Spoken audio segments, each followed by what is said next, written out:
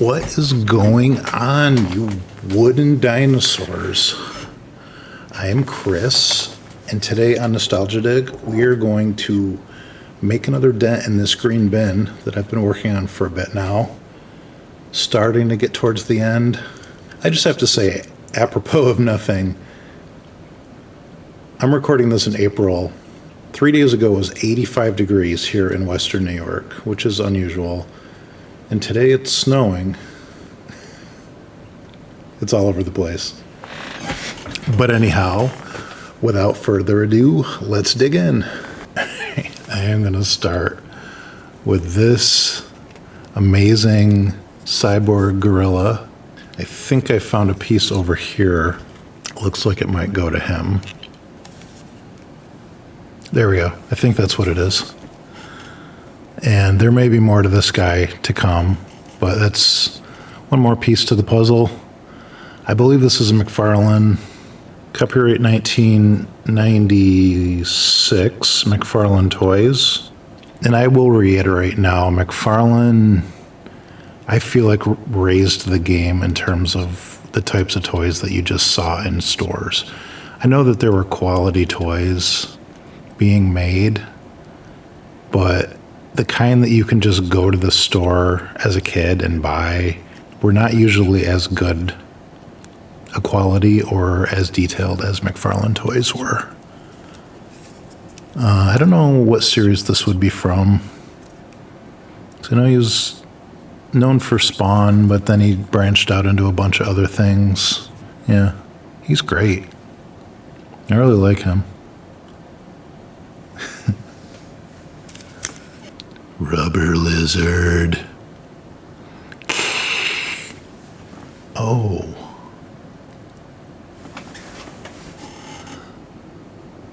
Memories flooding back. I believe this is from something called Starcom.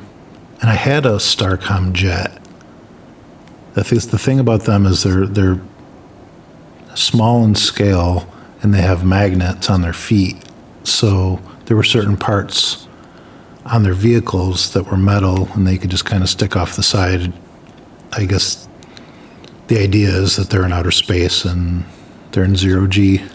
Don't know much about Starcom. If it was a cartoon or just a line of toys or what. I think I probably had 2 or 3 of these little guys and one bigger jet that I hope to find soon. This is copyright 86. Yeah, Starcom. Neat.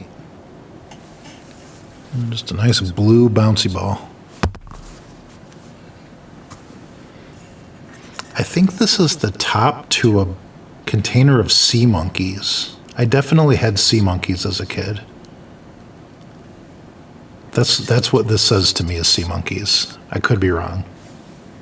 All right, here's one of the gargoyles from Hunchback of Notre Dame by Disney. Let's go wind up here. Wind up's in a very awkward place because it hits his arm. And it seems to not be working, but I'm guessing it had something to do with flailing arms. And he was the one that always had pigeons around him. Don't remember who did his voice.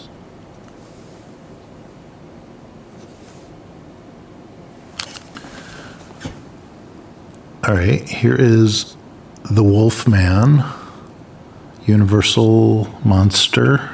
Yeah, he's in a bear trap there. I'm guessing this would be, if it's from the original Wolfman movie, it would be Lon Chaney Jr. He was definitely the most iconic Wolfman of the time. I just saw, the other night, I saw Frankenstein Meets the Wolfman, where Lon Chaney played the Wolfman, and I think it was sort of a direct sequel from the Wolfman. And Frankenstein was played by Bela Lugosi, which just seems really weird to me. I heard that he had originally turned down the role as Frankenstein in the original movie, and then he took it later on. Yeah, it's a good one.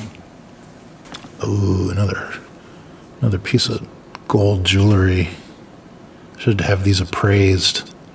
Probably sitting on thousands here. Look at that. Oh yeah, that's the sign of a good golden ring, when you can just bend it at will. If this pin, my brother worked at a store in the mall called Chess King, which was like trendy clothes for men, basically, at the time in the 80s. And this was a pin that they sold and that he gave to me.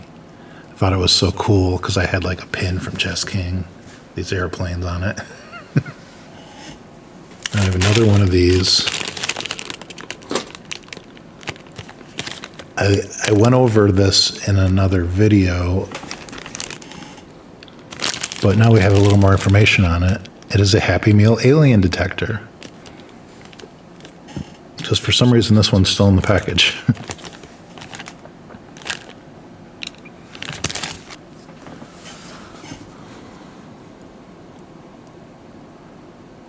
You can probably tell by the look on my face that I'm trying to remember what this is or what it's from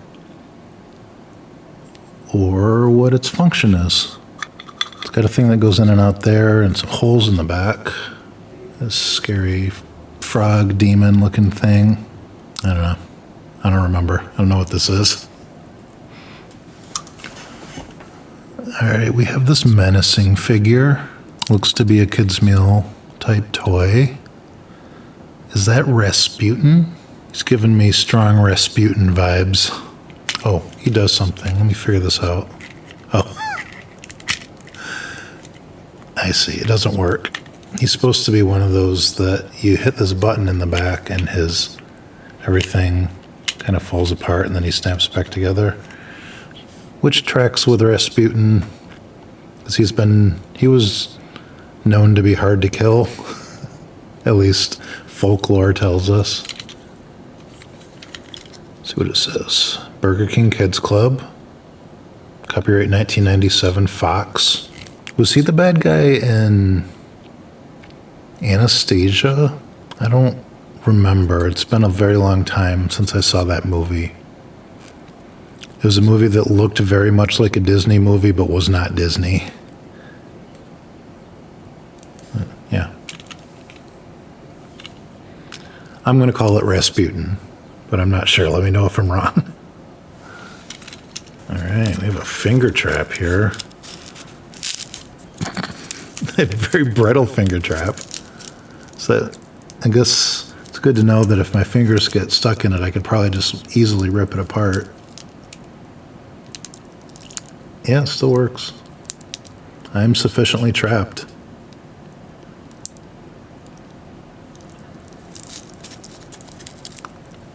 I remembered the trick.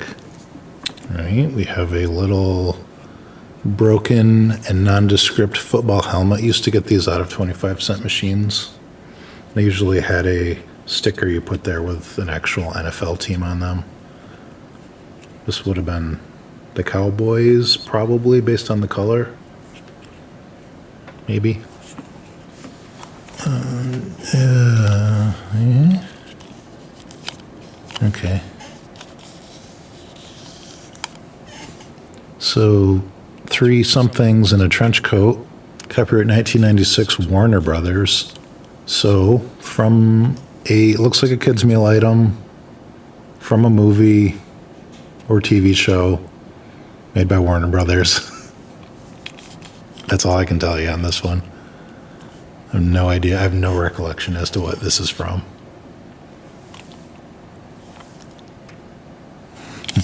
Ooh, another Nightmare Before Christmas base. Here's of the werewolf. 364. That's one of his only lines in the entire movie. All right, more G.I. Joe legs. Some fashionable boots. Hopefully we'll find his upper half soon. Into the mystery pile.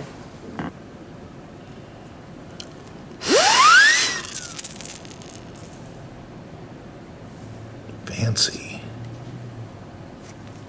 Right, it's a micro machine. These were huge. When I was, I don't know what age, but like a kid, micro machines hit really hard. They were really popular.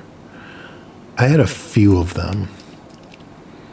I wasn't as much of a vehicle kid, like a Hot Wheels kid, as some of my friends were, but I had a few. This one's cool. Or the Micro Machine Man, one of those guys that could talk really fast. That was his shtick on Micro Machines. Neat. Ooh, a key. This could open anything. On the back it says National Key Company, Cleve O. So I'm guessing they decided they didn't have enough room to write Cleveland, Ohio, so they abbreviated it Cleve O. That's funny. I don't know why that's funny to me. Ooh, it's a bling spider. These are rare.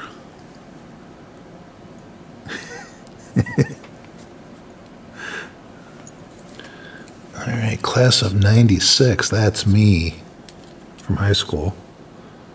From 1-800-COLLECT. It's fast, it's easy, it saves. There was just always a huge push to get you to make collect calls using these services. It was like a big deal for a while. It seems so foreign now, because this was before the age of cell phones. All right, and a little robot dog.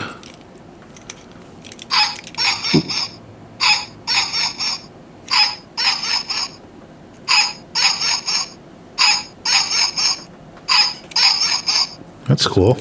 I don't expect anything in these bins to still work. Oh, his tail even moves a little bit. That is a clunky keychain. Holy cow, imagine carrying this around on your keys. But still, it's fun. I like it. Robot dogs were a craze for a little bit. Robot. Squirt gun. Make sure there's no water in it. Oh, this is a piece of deer antler that was given to me.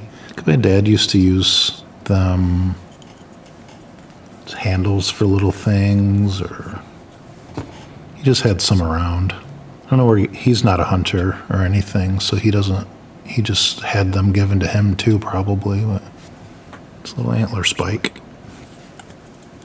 It's solid. You don't want to mess with a deer. All right. We have this baby from Rugrats. I don't think I've ever seen an episode of Rugrats all the way through. I feel like that hit a little bit after I was watching Nickelodeon. But it's a wind up. Let's see if it still works.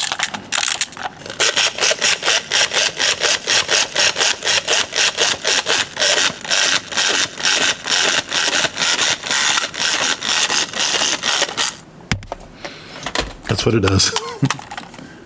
A better rubber snake.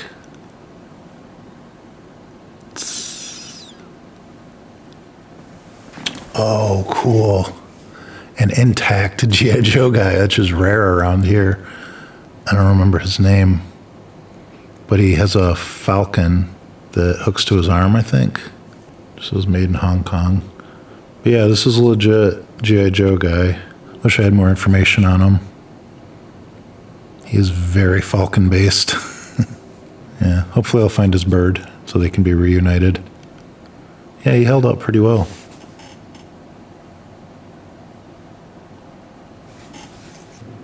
Rubber lizard. Go find your friend, rubber lizard.